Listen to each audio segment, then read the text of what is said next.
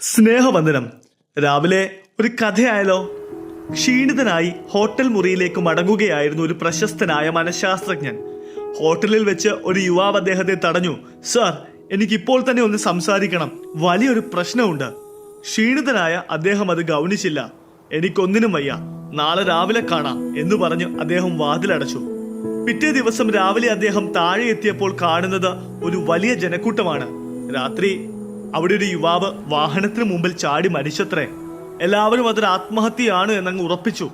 പക്ഷേ അദ്ദേഹം അന്ന് തന്റെ ഡയറിയിൽ ഇങ്ങനെ കുറിക്കുന്നു: "ലോകം ഇതിനെ ഒരു ആത്മഹത്യ എന്ന് വിളിക്കുന്നു, പക്ഷെ എനിക്കറിയാം ഇത് നിശ്ചയമായും ഒരു കൊലപാതകമാണ്.